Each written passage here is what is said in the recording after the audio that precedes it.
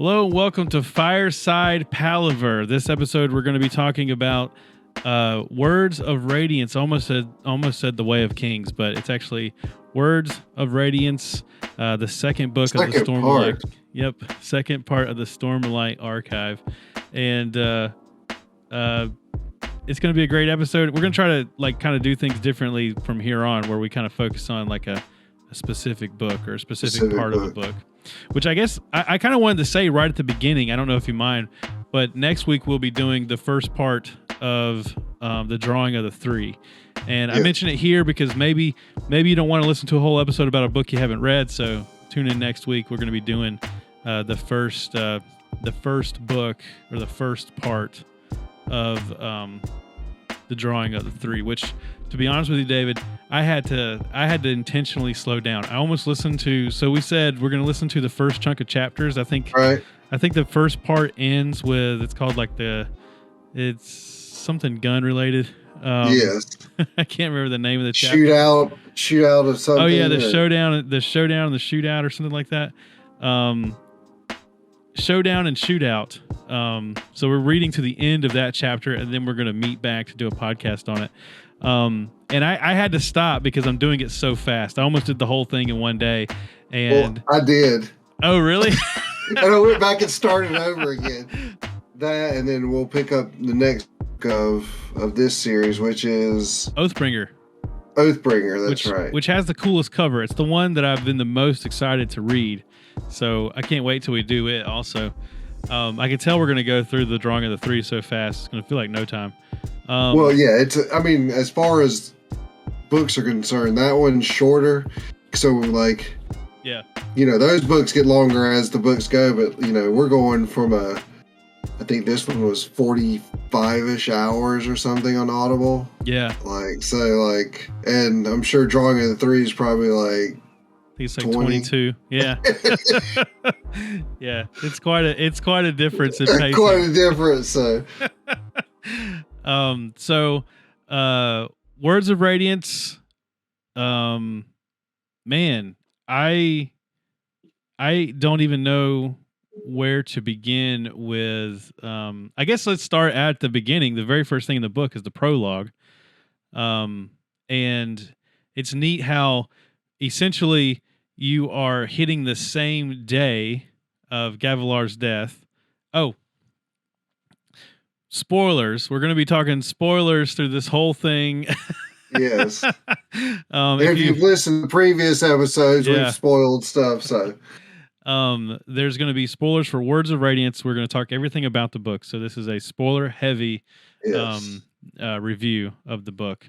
But yeah, so you are essentially getting the same events from the prologue from Way of Kings, but from Jasnah's perspective. And I actually read this before we started reading the book for the podcast. So as soon as we finished The Way of Kings, I was just on such a high for, the Stormlight Archive world and what we were getting into that I immediately picked up, because I already purchased. I'm worried that I won't be. I've talked about it before on my shelf over here. I want the books to match, and I'm worried that I won't be able to get all the hardcovers, that they'll sell out. And so when we start a book, I buy the next hardcover. And so by the time we finished Way of Kings, I already had this hardcover. And so I immediately read the prologue, and it dives right into from Jasnah's perspective, and she goes into the other plane of existence where the beads are, and they talk about how her shadow casts in the wrong direction. They just really dive into that whole how she's starting to use this magic that she doesn't understand yet, and we as the reader we don't understand yet. We don't understand it either. Right. Yeah. And yeah, man, I really enjoyed this prologue. Also, just the scenery of some of the moments in this prologue compared to the first one. So you got the scene where she runs to the opening that her father is cast out of, and she actually sees the man in white sort of strolling down the wall. Yes. Oh my gosh, I could just see this on a screen. If this doesn't turn into a TV show. Right, exactly. Exactly. It is a crime against humanity if they don't make this a TV show. Or what would be worse, that Amazon buys it and they make an awful TV show, or or that it never becomes a TV show. I don't know which would be worse, but the prologue was amazing. Yes. And I really thought, like, okay, this book is going to kind of follow from Jasnah's perspective. And then, boy, was I wrong about that. Well, we talked about that before, like, so jumping ahead to, Jasnah has become this very important teacher to Shallan, and, exactly, they're setting her up. Yeah. And then they're on the ship, and you think, oh man, they just killed off like this main character. And of course, and you even said there's no way they killed her off, right? And I was like, yeah, I know. And even at the point, I still didn't know either, because I was like, well, I mean, they haven't mentioned her really since then. Yeah. And they keep. Okay, so one of the questions I have is the between chapters. It's not really the interludes, but I think it's part of it's at the beginning of some chapters now, where they used to do the death rattle. Yeah. Now they're doing things from books. And one of them, and there's one which I'm assuming it's from Words of Radiance, which is, I'm assuming, but there was a when we had been talking about whether or not she was actually dead. One of the quotes was from what's her mom's name? But she's talking about dealing with some of the great tragedies during that time and dealing with her daughter's death. And at that point, you're like, oh, so they've written this into a book, at least, that Jasnah's dead. Yeah. So I'm like, so I was like, oh, well, then she must really be dead, because it's in a history at this point that they're referencing. And I don't know if that was just I didn't think about mistake, or even to this point, we don't even know where up until the fourth book. Maybe Jasnah hasn't even made her way back yet, so who knows? She's alive. Who knows? But at least in that writing of that book, Mom thought her daughter was still dead. Yeah, that's a really good point. I didn't think about that.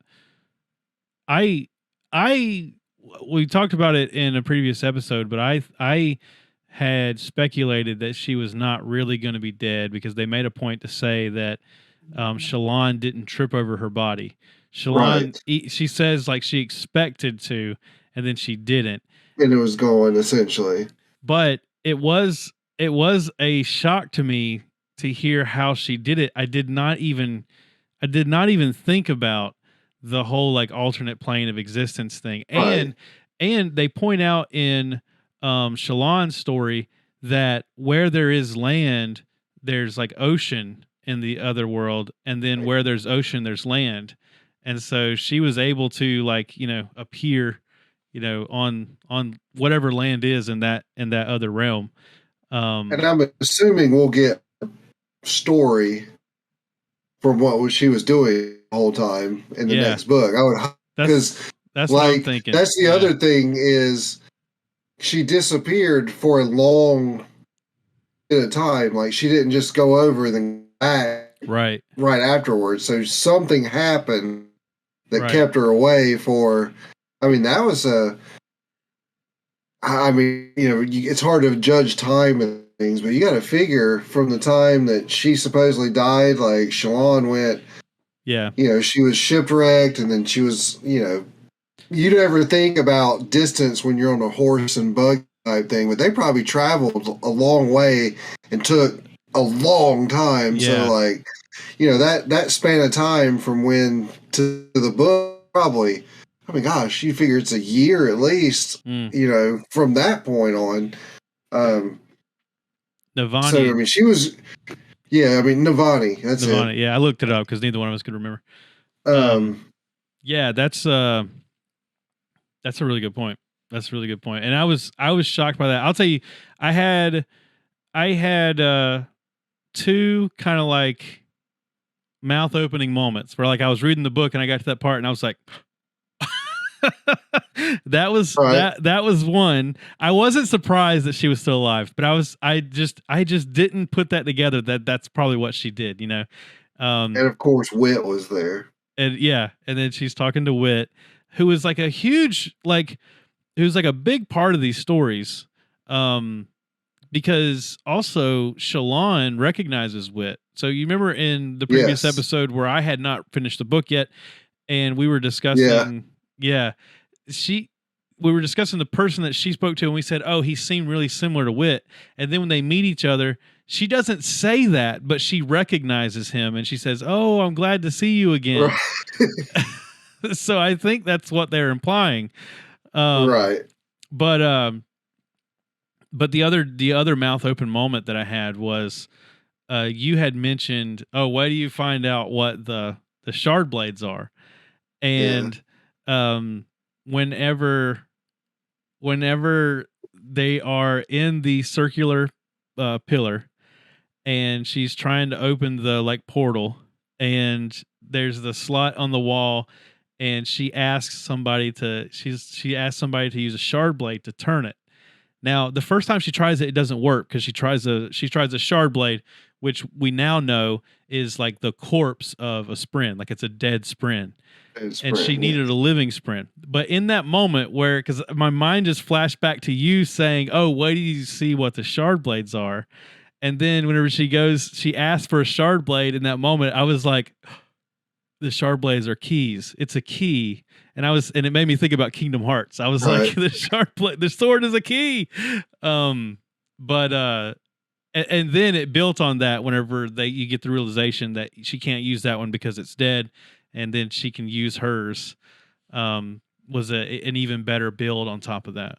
So that takes you back to the whole, you know, they kept alluding, especially with with Kaladin and what's his Spren's name? I can't. Syl. Losing Syl, yeah.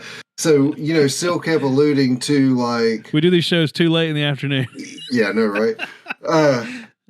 She kept alluding to you touch a shard blade, and there's all these reasons, and it's because so being who he is, like so it kind of tells you the history of the Radiance. So like they were bonded with a Spren, and that Spren was their shard blade. And so like with Kaladin and Syl, he doesn't have to wait 10 seconds for his shard blade to appear because she's alive and it's instantaneous. And she can be, what I thought else was pretty cool too, is that she can be anything she wants. So like he was like, I need a spear. And she's like, oh, well, I can do that. And then it's like turns into a spear, and you're like, okay, that's cool. Yeah. But so when you kept hearing this thing about the Stormfather, the Allfather, or whoever it is, saying that you're going to murder her, and it's going to be the same thing. So that's what happened. Is at some point the Radiance turned on their Spren for whatever reason and murdered them, but in doing so, it changed them from like an instantaneous live to where now you have to wait 10 heartbeats because you're essentially calling the soul of the Spren from whatever their version of the afterlife is to bring life to that blade, and that's why it takes 10 heartbeats. Yeah, that's a good point. I mean, that's a good observation. And who knows, like what did we do, or what did the humans do to as far as the rate, that's what I'm interested in knowing is, what was the turning point where the humans turned their backs on the rest of civilization, essentially. I think it's a matter of like absorbing them. Like I feel like that like Kaladin's getting power from Syl, and he's using it to do good. Yes. But if he does it for too long, like it will like sort of absorb all that Cell has to give, and then she'll die. Well, you know, what I think the conundrum is going to be. Well, you know, essentially he murdered her in the book too. So you know, she's an Honorin, and when he agreed to, you know, help assassinate the king, that was dishonorable, and it kills her. Yeah. And the one thing when I was reading, I was like, and he kept going, you know, what's happened to Seal? What's going on? I'm like, how do you not know you're agreeing to like a dishonorable thing? She's an honorsman. Like, you should know this. Like, but that whole thing was cool. Like, yeah, you know, he loses his power, and then like he's almost dead. And what did you think about Moash's story arc? I liked it. I liked all of the side characters. Yeah, and it was weird. The only thing I found weird was like how easily like he just like gives away the shard plates and blades, you know, again. But like, I kind of thought like, that was weird too. Yeah, like, and I know Moash was, you know, his friend, but I figured if he was going to give it to anybody from his group, it would have been the other guy, you know, the guy that's leading the training. And I know Moash was saying that he wanted to, you know, that was his dream, was to, you know, do that. But like at that point in the book, Kaladin still wasn't on board with trying to assassinate the king. And like, you're essentially giving the guy who wants to assassinate the king the means to do it. Yeah. And you haven't agreed to it yet. And you're like, I'm like, hold on now. I was like, are you basically saying, okay, I'm giving you permission to do it, and here's your way to do it, kind of thing. That kind of threw me off.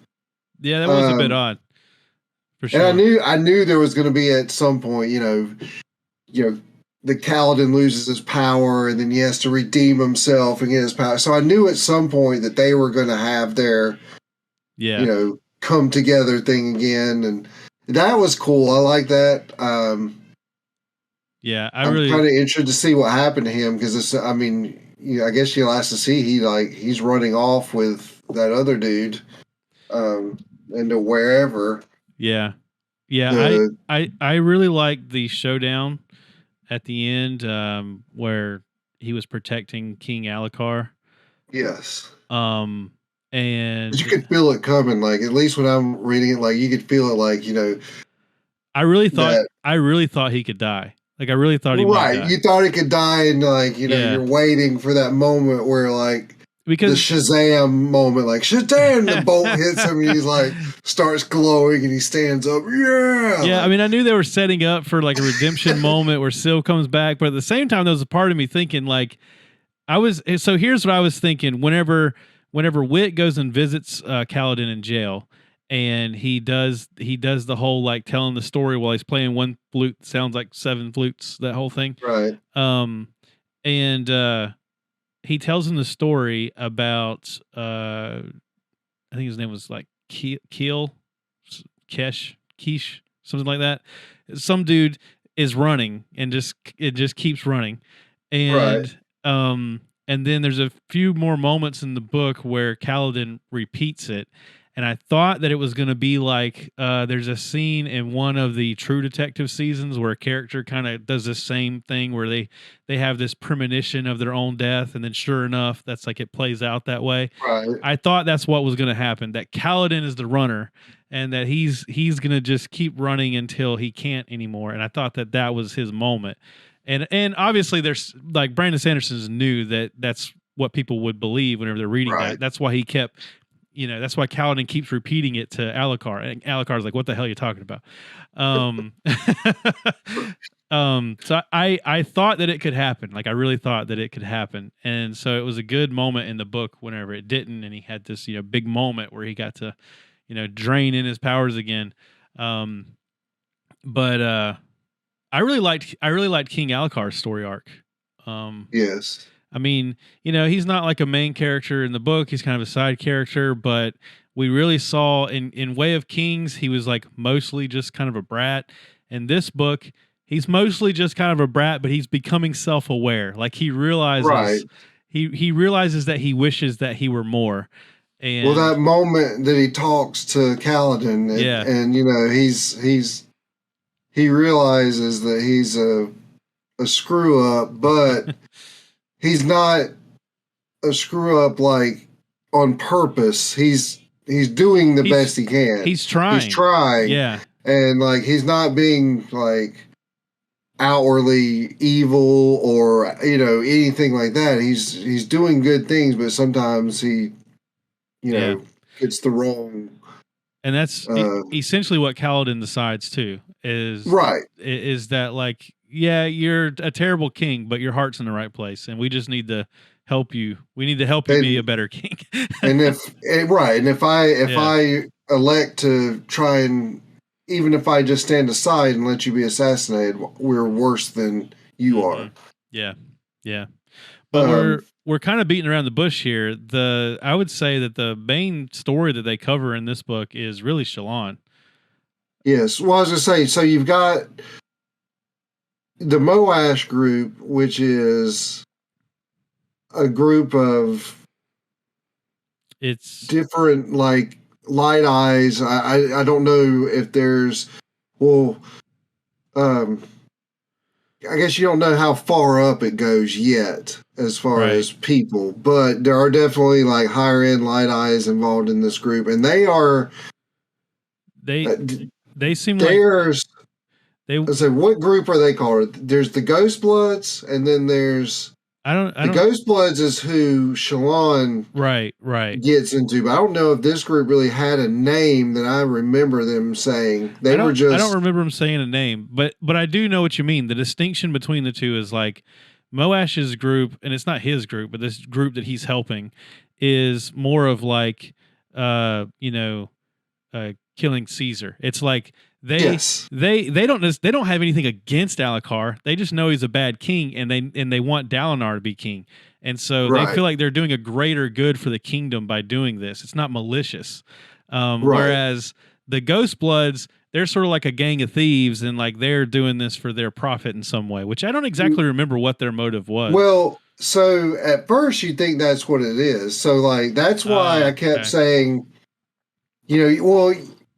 you don't really know what it is, because you got like, Ghost Bloods. It's like the secret like society kind of thing, like all this stuff. So at first, I guess you think it's the light eyes that are involved in them are yes, they're trying to do it for financial gains and to move certain pieces and things like that. What you find out is that is true, but it's because that's where the diagram comes into it with Taravangian. Oh, so like, okay, that's his group. Like, so in that interlude with Taravangian, which I found this so fascinating. That's why, that it kind of turned the whole story on its heels, because there's a lot of things happening and you don't necessarily know they're happening, but this kind of explains it. So, he has this, I don't know if you call it a sickness or what, but like this thing where every day he wakes up and he has a different intellect. And he could wake up and he's normal or stupid or smart. And then this one time, he woke up and he was so smart, he was off the chains. Like no one in existence has ever been as smart as he was for this one day. And he wrote all this stuff all over walls, like books, the back of drawers, all this stuff. And essentially it was a game plan on what to do and to how to bring about all of this that's happening. So like he essentially laid out this whole plan. He didn't know like necessarily Kaladin's name, but like somehow he knew like all this stuff was going to happen. And so like he knew that. So we find out that he is the person who hires Zeth to begin with. Yeah. And then when Zeth comes back, he's got Taravangian has the stone. And he's like, yeah, it was me the whole time. Was that this book or was that The Way of Kings? That was either early in this book or it was either, I think, yeah, I can't remember. Yeah. I can't remember either. But essentially that was part of the diagram was we have to take out all these different leaders, and which one of them was, Dalinar's brother from the first book. Yeah. And Gavilar. And then, now, like, the guy from the Ghost Bloods would keep mentioning, we need to, like, check with the diagram before we do something, or, this is happening. Oh, we need to check with the diagram. So, like, the Ghost Bloods are... that. I didn't notice the Ghost that. Bloods are following, like, they are part of Taravangian, so they are following the diagram and making sure that certain events are happening so that the events of the diagram will happen. I did not make that connection. So that's why they want not Shalon, but, whatever her alter ego. I want to say Silhouette, but it's not Silhouette. It's Veil. Yeah. So that's why they, and the girl before it, like they hired her to kill Yasna because the diagram said you need to kill Yasna. Yeah. And now that's why he sent Death after Dalinar, because now the diagram's saying, hey, you need to get rid of Dalinar at this point. So yeah, I mean, everything that's happened or happening is all to fit what Taravangian saw in this diagram that one day. So I see this as like, I don't necessarily know that he gets dumber and smarter the way he thinks he does. I think that there's some perception there, but I think that he is getting visions in the way Dalinar is, where he's been getting these visions and writing down notes from them. And there's this one day where he just had like an amazing epiphany vision that showed him everything. And then he wrote it down as best he could. In the same way we see that Dalinar's writing on walls while he's, trancing out in his visions. But if you think about this, we're seeing Dalinar at the beginning of this process. What if Dalinar does this for another 50 years or something? Like, well, I don't know how old Dalinar is and how long people live on this planet, but like, if he does this for like a really long time, starts developing something like dementia, like, like that's kind of what I feel like Taravangian is in, is like he has something similar to what Dalinar has, but his mental capacity is in a different state. And so like they're trying to determine like, is this a vision or are you just crazy today? Like, are you just a little loopy today or is this a vision, I like how he has a whole group of people dedicated to doing nothing but try and figure out the next day he's going to be smart. Yeah, I know. And one thing they figure out is that the test that they're doing is not good because so on his smart days, he creates a test for himself. And if he fails it, then they consider that a dumb day. But then they're like, but some days you're smarter than others. So is it just that you thought you were really smart one day, but if it was a dumb day, would you have really known that you were really smart? Like, would you? It's the what do they call that effect? It's somebody's name. It's two scientists' name where it's like you think you know so little about a subject that you don't realize how much you don't know about it. I forget that Dunning-Kruger. Is that Dunning-Kruger? I think it's the Dunning-Kruger effect, where you know so little about something. I did this when it comes to networking in IT.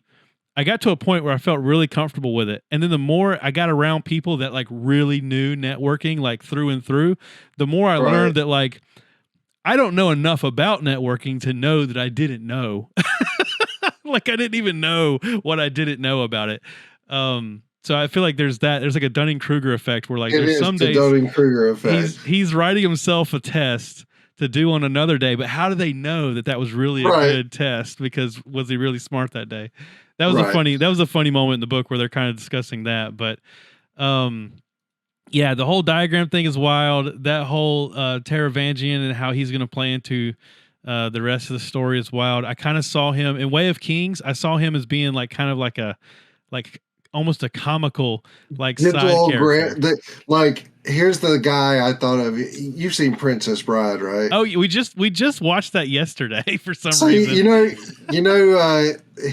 The king, and he's like, "Oh, she kissed me," and all that. That's what happened, and all this stuff. But no, like, and the other thing, they made a big deal about when you first meet him. Like, he's not the smartest and most whatever guy, but he's very kind. He's got all these hospitals. He does all this. Well, it turns out that these hospitals are like it's because Dr. Mingala type things. They're doing experiments on like patients and stuff. Yeah, that's true. Because even Yasna is fooled by him. Like she talks about him like he's some kind of saint. Yeah, you get a totally different impression of him in the first book.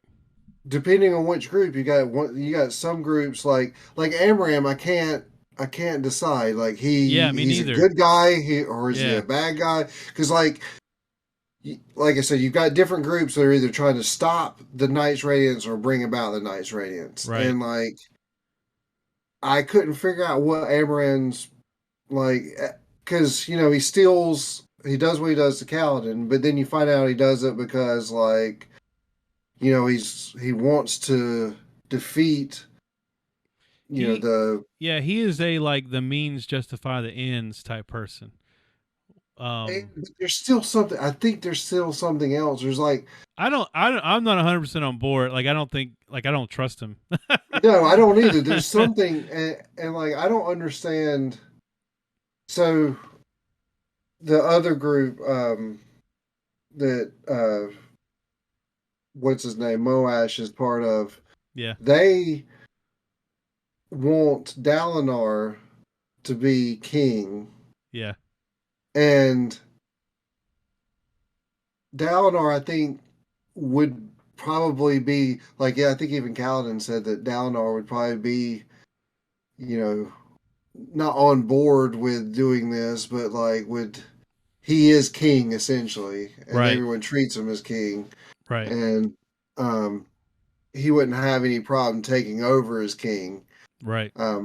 He could he would never be able to say, "Hey, I killed your nephew to get you there," but right. Then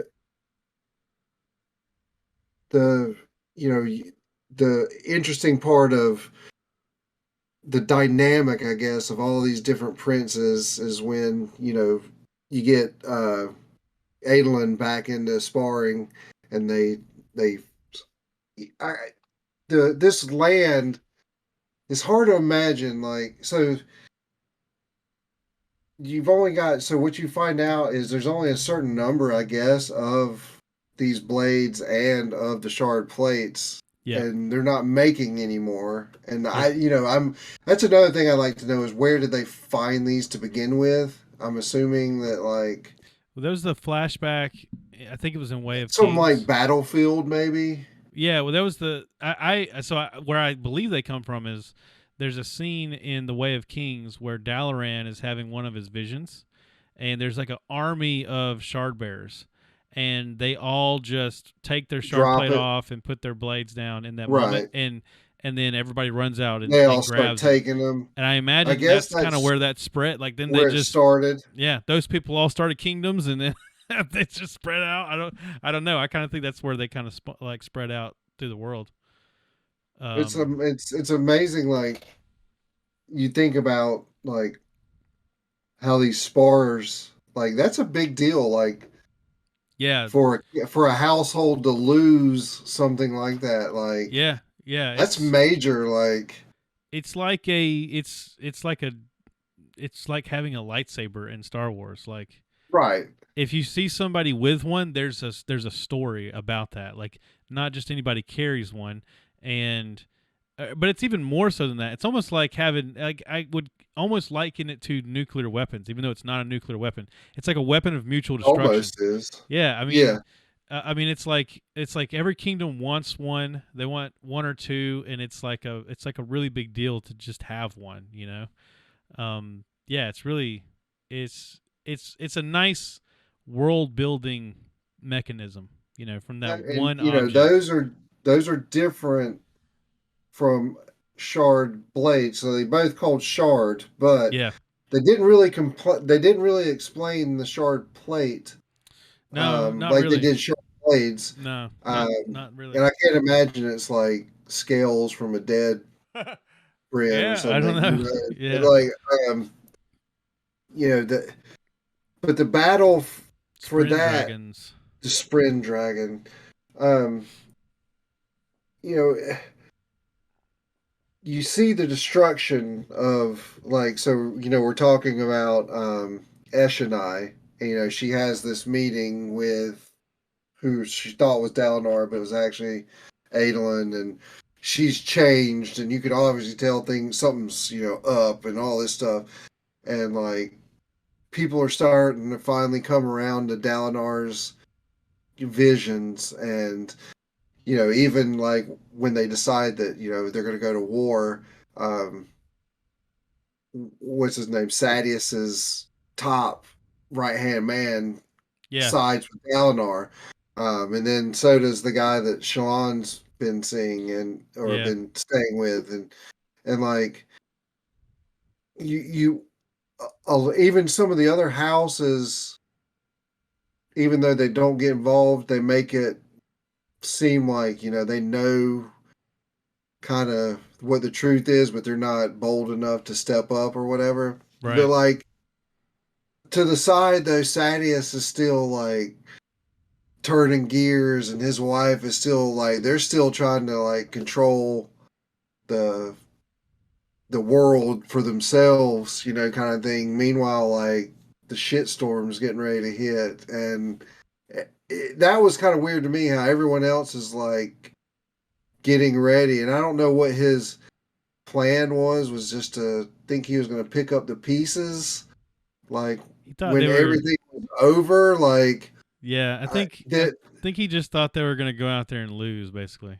eh, but yeah, that's me too. But like, what was his? If they go out there and lose, then there's no stopping them coming and just running over him Oh yeah, too. that's a good point. Yeah. Like, I mean, like it was weird. Like, Yeah. and what was I also thought was cool was Dalinar at a certain point was just like, screw that guy. We're gonna do what we got to do, and leave him be.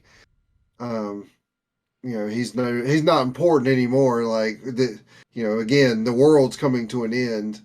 Um, and that was kind of cool too. Like once all those guys get together and they go out and they see the Parshindi army off in the distance, and they are all doing the war chant and stuff. And Yeah. um, Well, what did you think about how they in the interludes they kept giving us a chapter with each interlude that told us a right, little bit more about the story of the Parshindi. Um, it's a very interesting race to oh begin yeah, with. yeah, they're very unusual. It the So the concept of it reminded, and I'm not saying it's like I don't mean this in a negative way, but the way I kind of likened it in my mind is it's similar to the way the orcs are in World of Warcraft, where it's like they found this great power.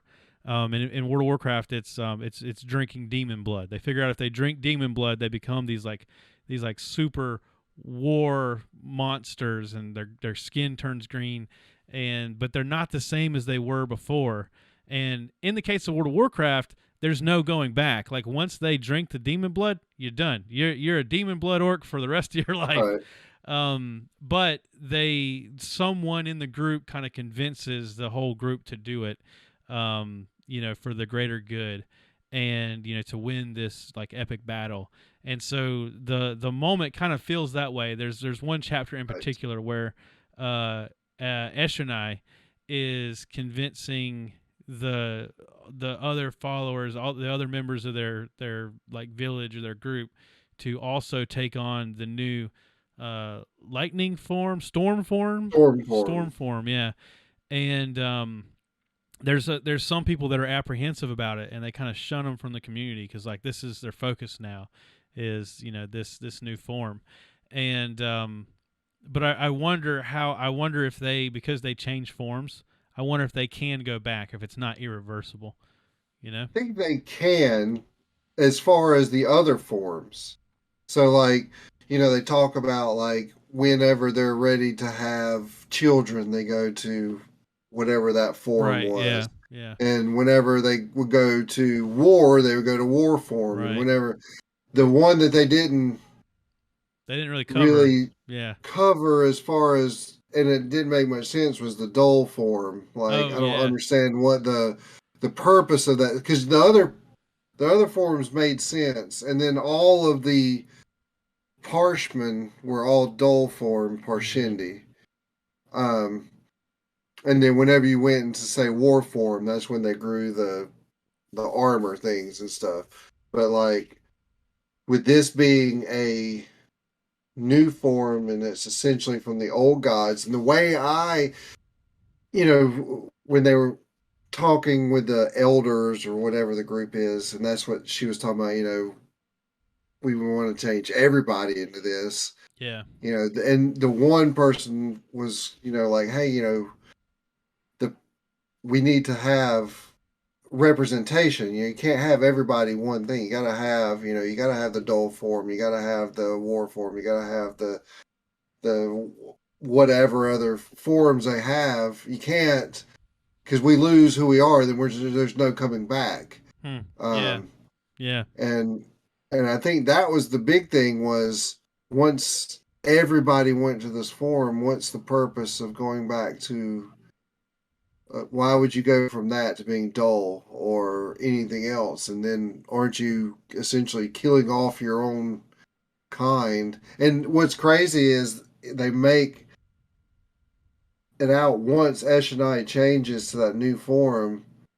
She knows all this stuff, but she can't stop herself, because that form is like the drive to battle and the drive to conquer takes over. Yeah. But she knows that it's this isn't a good thing, but she still does everything anyway. Yeah. And their purpose is to lure the Alethi army out onto the plains, and then call up this giant storm, wipe them away, and then thus conquering them, and then conquering the rest of the world, essentially. And that's kind of, where, and not jumping too far ahead, but they almost accomplished this goal. So like, there's the part where Kaladin and her fight toward the end. This is like when, I guess, essentially the Parshendi part of the story ends, and he kicks her, or is it Adolin in her fight, and he kicks her off the edge. Yeah, that's Adolin. Yeah. Yes, that's one. So like, then you never hear from her again. No, that's basically the end of that story. And I was like, so until the next book. Question, well, that's what I'm thinking. I'm like, what? Like, that was another one. Like, what happened? Like, because she's wearing plate and all this stuff, and then she just like, he kicks her off, and then like, done. And no mention of her again. Like, not even afterwards. Like, in the wrap up thing, it's like, okay, what happened to this? Like, it was very weird to me.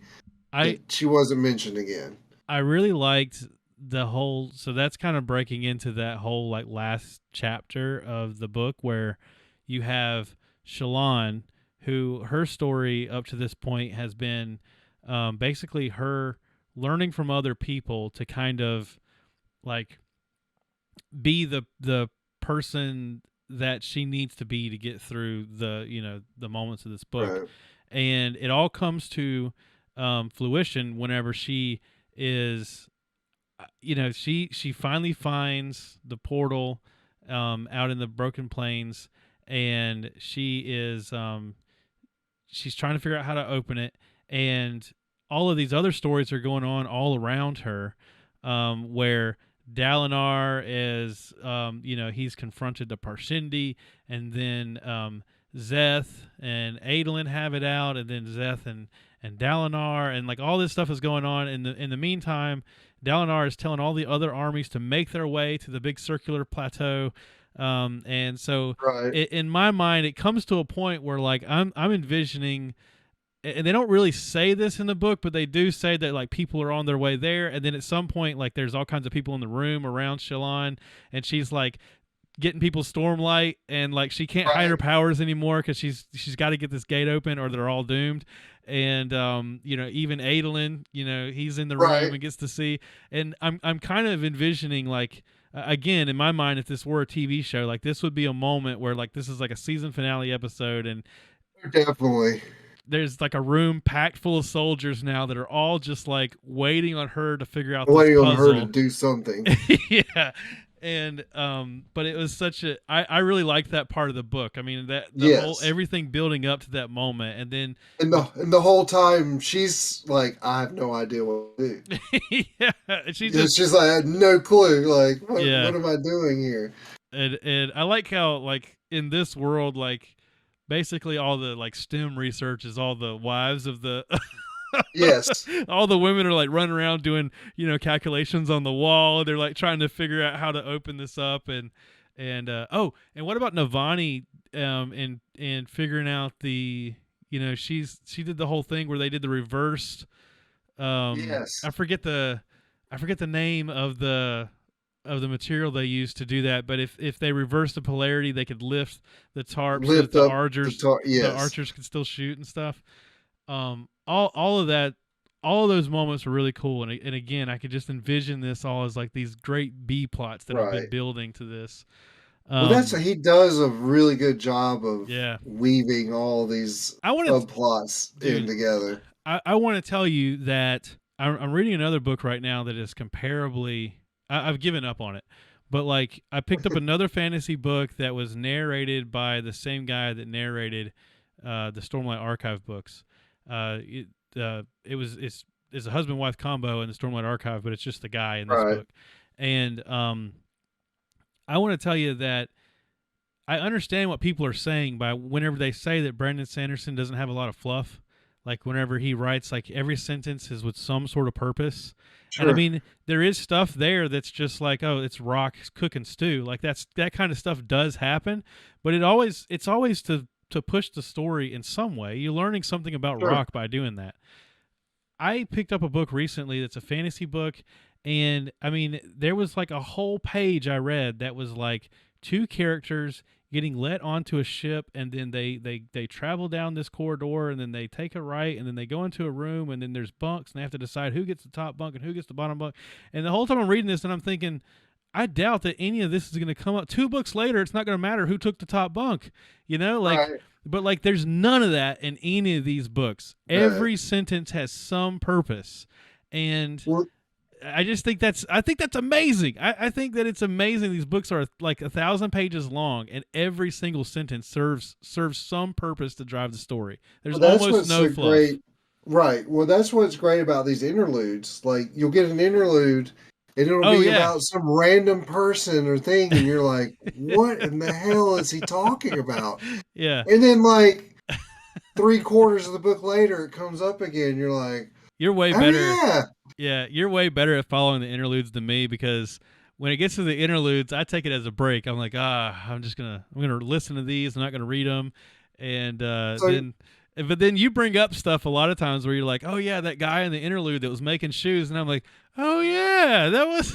Well, I say, so a lot of these interludes are people that are, I guess, are potential Knights Radiance who there is someone or something that's hunting them down and killing them. Yeah. And we don't know what that is either. And that was the best interlude, by the way. The one where the girl she can make herself slick. Yes. That was the best interlude. That was very good. That was so good. And there's the character that wants to be they're like trying to decide who's going to be their like the leader of their like kingdom or whatever, and they're taking applications, but then no one really wants to do it, and then oh my god, that was the best. That was the best interlude. It was so good. And that you've got the other one that has been reoccurring, which is the girl that talks to the big giant turtle head. Yeah. That was another one that was really interesting. Yeah.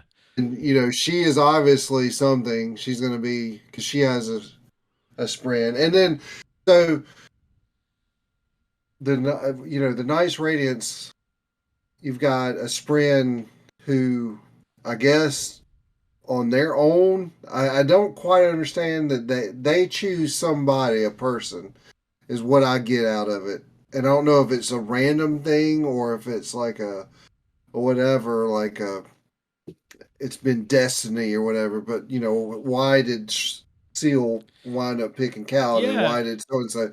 But so now you know that the Dalinar is now a Night's Radiance, because not only did he have a Spren choose him, but he had the king of all Spren is his Spren. Yeah, and it's like which was weird. He said, it's bizarre. You can't use me. Like, I'm not going to help you, but you can. You want me? Okay. And then the other one was the other son. Renarin. So like, I didn't catch that where during the battle, he shrunk away, and it was because when he grabbed the shard blade, it screamed, because again, if you're a Knight's Radiance and you grab a dead shard blade, you hear the soul of that shard blade. It goes back to Sanderson's writing, man. Like, I mean, right? That stuff didn't seem important in the moment, but exactly. You just thought he was being a chicken. Right? Yeah. I mean, you just thought it was cowering. I thought it was going to mean something, but not. I didn't suspect that. Right? Yeah. No, exactly. Right. Yeah. And then you start knowing something's up whenever Shallan's trying to solve the riddle of the gate, and then he's like panicking because he's seeing the future, which is another foreshadowing moment. So like, at the end of the book, so one thing I wanted to talk about, I wanted to bring up a subject. But it almost could be its own podcast. We're running kind of long now. But one thing that we need to talk about at some point when we're talking about the Stormlight Archive is Kaladin's view on the world, and how he sees like this system of oppression based on the color of people's eyes. Your eyes, yeah.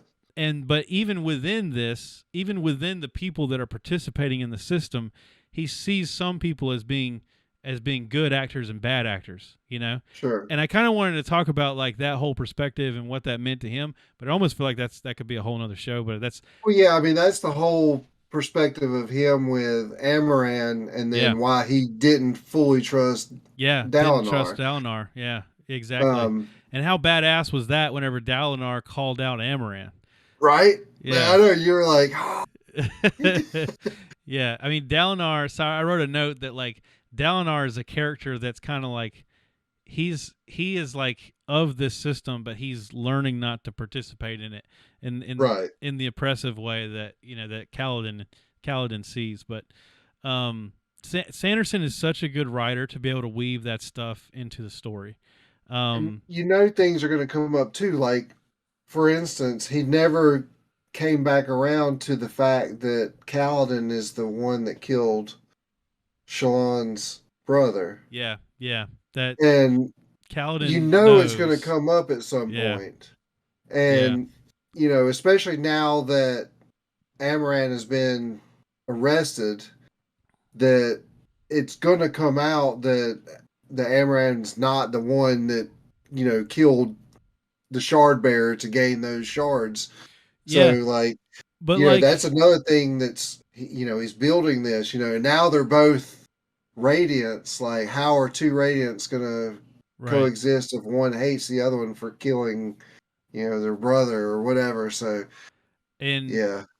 and everybody's gonna like no one's gonna doubt that it's true because now they're seeing everybody knows Kaladin and Right. Shallan as being like these Stormlight, you know, these storm. I don't know what you call them, but like everybody sees that they like have these abilities and that like it's not a secret anymore. Like no longer is Kaladin just like the the bridge boy, which by the way, I wish we'd have talked about that earlier in the show, but like I love the relationship that they were building between Oh, I did Adolin too. and Kaladin. Yes. That's another thing that I could just see working so well on And screen if they that's decided to why, do this. But when at first, when Shallan got there and Kaladin didn't like her, yeah, yeah, and then once he did like her, and like she kind of joined in because she started using the bridge boy thing, and like yeah, the three of them together, and I was like, when they were down, when her and Kaladin were in the caverns, and didn't know if they were going to make it. I was like, are they going to hook up? I was like, I can't tell Oh me yeah, they're going to hook up. they were definitely like leaning towards that. I really Right? did. I don't like the love triangle thing, but That's what I was hoping. I was like, I don't yeah, want to see a love triangle thing here. they got a real like And Cyclops, Wolverine, Jean Grey kind of thing going on. yes, well, you can tell like the Kaladin was liking her, but I don't think necessarily that she was liking him. I think she was still like, she's still doe-eyed for, Yeah, you're probably right. You're probably right. I think but like you can see, like I like their whole dynamic, and I like, yeah. I really you know, liked so the story the sort of the story between Adolin. For all right, so one thing I want to say about Adolin is I like that he's just this badass dude. Like as far as we know, he's not sucking in Stormlight. right. And they may reveal that later on in the story, like he was all along, he didn't know it or something. But like, I hope they don't because I really like that he's just some badass. Like that's the coolest thing to me in a world of people that can suck in Stormlight and do these amazing feats. That there's just some dude that's just fucking cool. Right. Yeah. Yes. um. And my question was his reaction, because at first I thought his reaction to what's his name, when he figures out that Kaladin, well, no, the bad guy, Sadius. Sadius, his plan was, let's keep Adolin, close, and if we keep him on our good side, maybe we can turn him against his father, and blah blah blah. Yeah. That you there were certain little things in the story that made you think that maybe he's questioning his father's sanity, and you think maybe he does, but step up and betray his father or whatever, and try and take over. And then when it comes down to it, he doesn't, and like he's 100% behind his father, and like that whole thing was cool. Like when he's kind of like, screw you, Sadius, and yeah, the other thing I was wondering is, with his dad becoming a Radiance, his girlfriend being a Radiance, now his wimpy little brother becoming a Radiance, does he get jealous, or does he not care? Like, oh man, I'm under the impression that he wouldn't care, because like he didn't really care when he found out that Kaladin was. He kind of brushed it off, like, and made a joke about it and stuff. He at first distrusted him whenever he saw him, when he saw the way he fought with Zeth, and which that was great. Yes, that moment. There's so many good moments in this book. There are so many good moments. But like, he first distrusted him because he's like, "What's up with this guy? He's just some dude. He's probably in cahoots with like right. how's it possible that he did this?"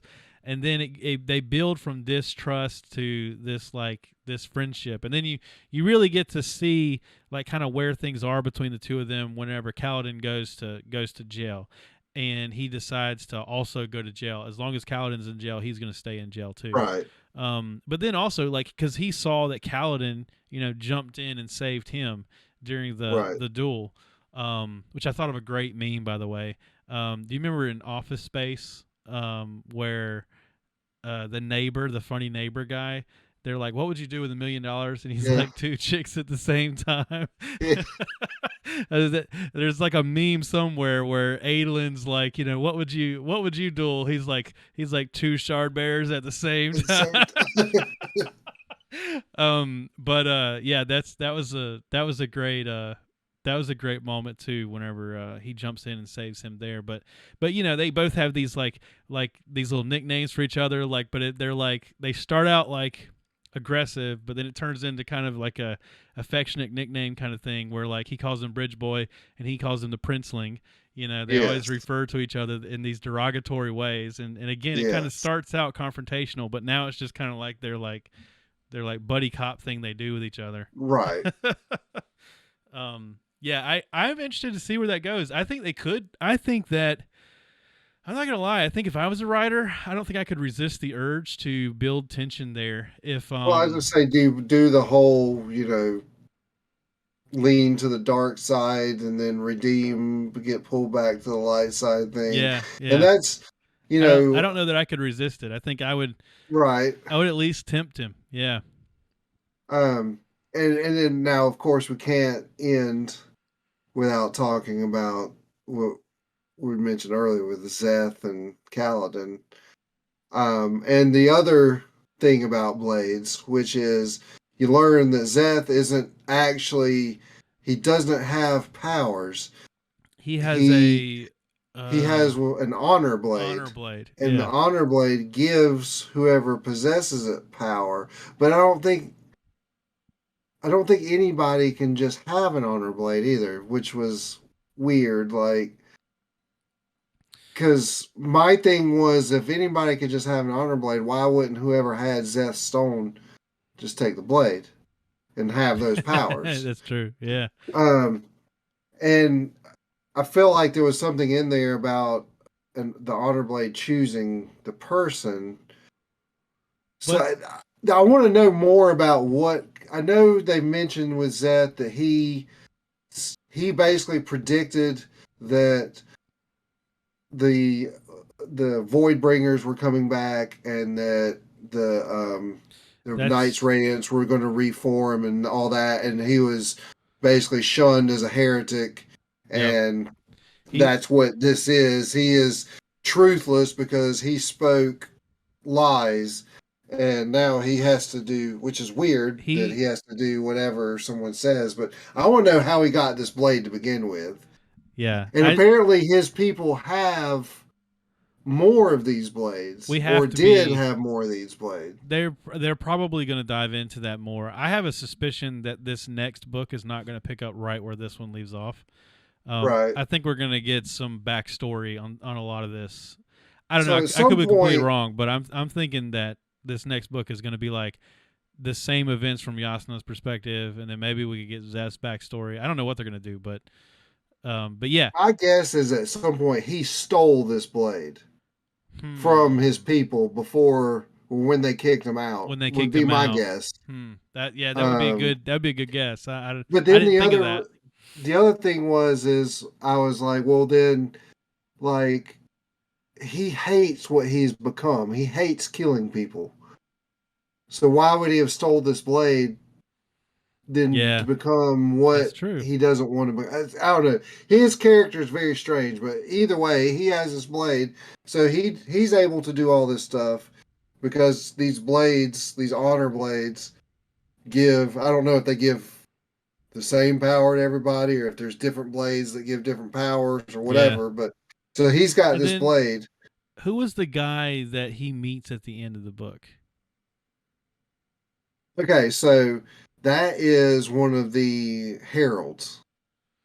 Yes. Okay. Yeah. So after he and Kaladin fight, and he realizes that because Taravangian tells Szeth that Kaladin has an honor blade. He's not really a wind runner, because if he was really a wind runner, then Szeth was right the whole time, and he wouldn't have been truthless, and then he would have been doing all this for no reason, and yada yada.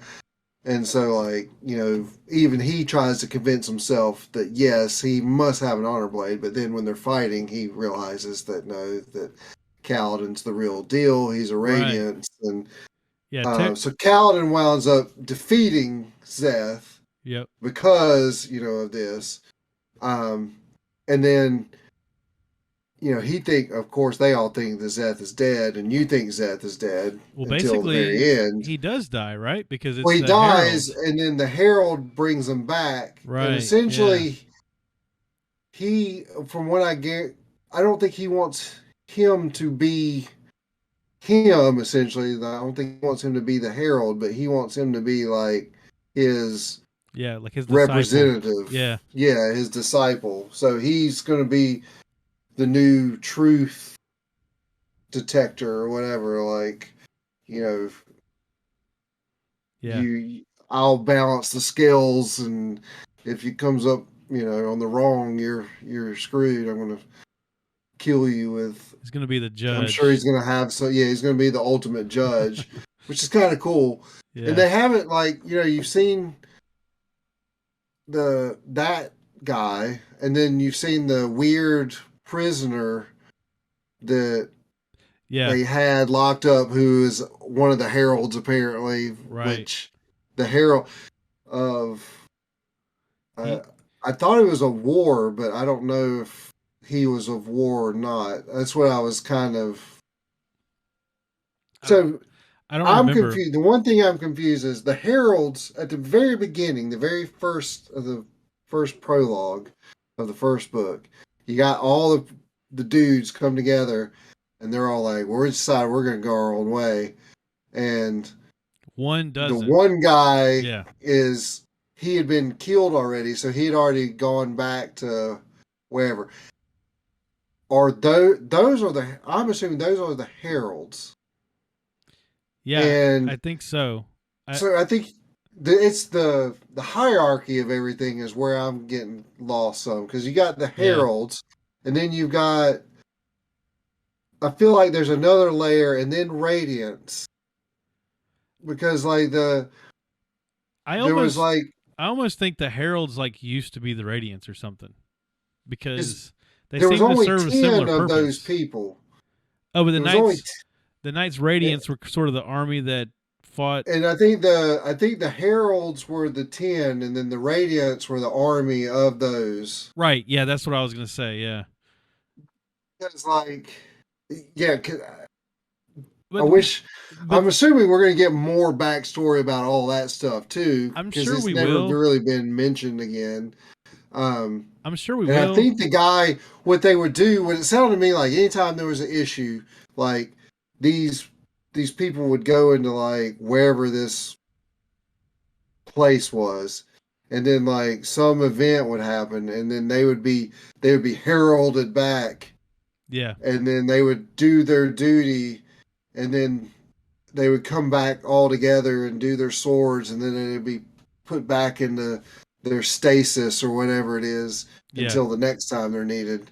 And then they were just like, this is never they got ending. fed up. Right. Yeah, this is never ending. We're fed up. We're going to stop doing this. And then I think once they did that, the Radiance, that's when they were like, well, they gave up. Why are we still fighting? So they dropped their things. But what I was going to say, though, is like I'm interested in this, but at the same time, it's not my motivating factor for reading the book. Like I'm more interested in the other character stories. But I do get confused by. I know what you're saying. Like the hierarchy of this is confusing, and it's not really addressed a whole lot in the book. Right. And it's confusing when it is addressed, because there's some characters that see the Radiance as being evil, and then there's some characters that are like, oh, well, everybody's wrong about that. They're actually really good people. Like, so it really is kind of hard to follow. And I'm Brandon Sanderson's such a good writer that has to be he's got all this. Yeah, like that has to be completely intentional. But yeah, essentially it seems like they were basically like 10 sort of like great leaders that kept coming back to save the day every like so many thousand years or something. And then they finally were just like, we give up. We can't keep doing this. And now it seems like they're sort of returning, but but the first one was the guy that's the crazy guy that's like locked up now. and I was thinking, well, he's just lost his mind in the time period that he's been away from being a Radiant. But then now we got this new guy that's talking to Zeth, and he seems more put together. He's not like out of whack. I think they're just going to continue to stumble in. Yeah, I was gonna say they'll stumble into the story. But yeah, so I mean, it wrapped up good to me. Like, obviously they defeated the Parshendi, and whatever happened to them, who knows? There's so many good moments that we couldn't cover, and and then they open up this portal to this other section of the earth that's on the other side of the world, essentially. Up on top of a mountain. Kind of nonchalant too, by the way. Like, I don't know if you noticed that. Bam, they're just like bam, they're there, and they really didn't describe the scenery a whole lot. Right. I'm kind of picturing. I actually know a little bit of what it looks like just because I've seen stuff online. But like, if I were just reading the book with no other material, like, it's just a bunch of dark hallways. They really don't describe anything there, and I think it's because they're saving it all for the next books. But I mean, but there's not like a grand opening and like people going through. It literally was like after the chapter with Kaladin, they go back and Shallan's there. Yeah, exactly. There was no like grand entrance. And so you also find out that there's now a new superstorm that is sweeping the earth. So so like you got the All-Father decides he's gonna. This is the Noah's Ark kind of thing. He's gonna wipe the earth of people and just be done with it. And so he creates the storm, and the two storms collide, but they were able to get out of the way, and Kaladin fights and all that stuff. Yeah. So now you got one storm going one way around the earth, another storm going one way around the earth. And I guess they just have to hop back between parts of the earth to stay ahead of it. But you've got, and then now you still have all the stuff happening back at the war camps because that storm's coming their way. And, what's going to happen to Sadeas and all those people that are there. Sadeas is dead. Yeah. And Sadeas died. Moash. Yeah. That's right. Yeah. Kaladin stabbed what happened to Moash? That's right. Moash. We don't know what happened. They ran off. So like, there's still a lot of the side characters, and of course Yasna coming back. That's gonna be I liked her. I was kind of sad when he killed her off. I'm glad she's back. So all right, let's just do a quick real quick before we get out. What's going to happen? What's your favorite 3 characters in order? And I hadn't thought of this till I asked the question, so I got to think of it myself. I think mine are Dalinar. Dalinar is my favorite character. I didn't like Kaladin as much in Way of Kings, but I like him more after this book. Mm-hmm. And then Yasna is probably my next favorite character, even though she's not mostly in this book at all. Right. But it's like whenever you ask me what my favorite Star Trek is, like I love them all, so it's hard to say. Right. I would say I think Yasna definitely. Yeah. I like Dalinar as well, and I really, I would probably say Kaladin, Dalinar, Yasna as well, but I really started liking Shallan a whole lot more. Yeah. Toward the end of this book. Yeah. Sometimes she got a little bit. She's not. I question Brandon Sanderson, fantastic writer. I question whether he's funny in real life because Wit's not funny, Shallan's not funny. Yes, that's the one thing was like, well, Wit's funny was all like fart jokes. Yeah.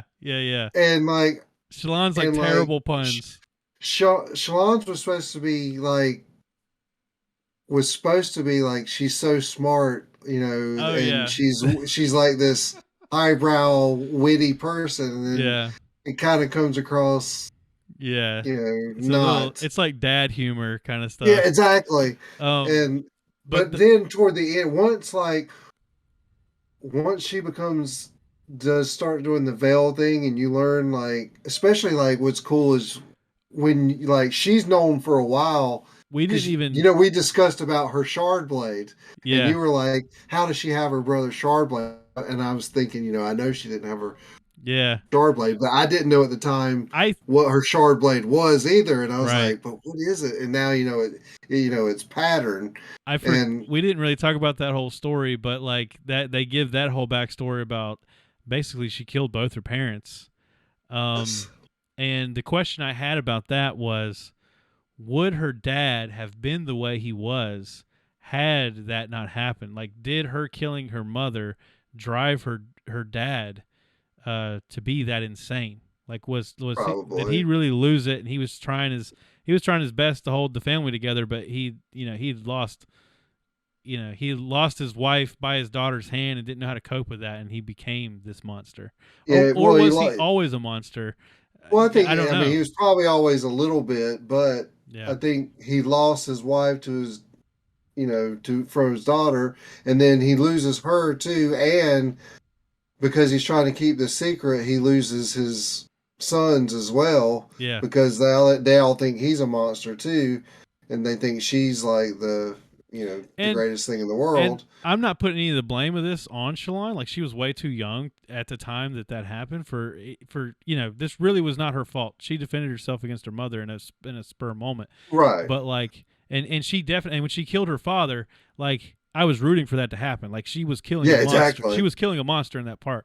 But I do just wonder if, like, if those events had played out differently, would he have become that monster? Yeah. Really... I don't think so. I think I honestly think he was driven to that. Whenever she meets Pattern on the boat, it's like she's seeing him for the first time. First time, yes, but exactly. Yet he's always been there. Right. So that's interesting too. And the same thing with Silk. That is interesting. I almost even think I remember. I'd have to go back and read the first Kaladin chapter in Way of Kings, but I almost think Kaladin even questions whether he had noticed Syl before.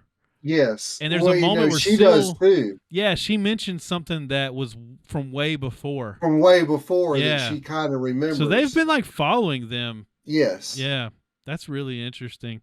But my thing with Kaladin in the first book was he was, for one thing, he was just too lawful good to be interesting to me. But then also, like, Kaladin was the classic fantasy story of, like, here's like a slave person that finds some power and then works his way up through some ranks and becomes some great hero. In this book, we got to see, okay, now the dog has caught the car. Like, now he's worked his way up through these ranks. Now what? And he wasn't happy with himself. And we got to see where that story continued, and I really learned to like him a lot more in this book than I did in the first book. You're either really intrigued by what I said or your camera's frozen. All right, you're back now. I lost you there for a minute. Sorry, I was talking about Kaladin. It's not a big deal. I was talking about how handsome and dreamy I imagine he is with his long dark hair. Yeah. Very much so. But yeah, no, I can't wait to see where the next book goes. And if you're listening to the podcast, stay tuned for not only Oathbringer, whenever is it Oathbreaker? Oathbringer, yeah, it's behind me here. Not only we're going to do Oathbringer coming up soon, probably in about a month, but we are starting the drawing of the 3 starting next week. I'm sure, by Tuesday or Wednesday next week, I'll be through with the part we said, so we can do it whenever you're ready. And I'm really enjoying this book. I can't wait to talk about it. But I don't want to take up too much more time on this episode. So, any closing words of radiance? Closing statement. Words of Radiance. It was a really, really good. Yes, really, really good book, and I appreciate Sanderson's writing. I lost you again there, David. Anyway, peace. See you next week.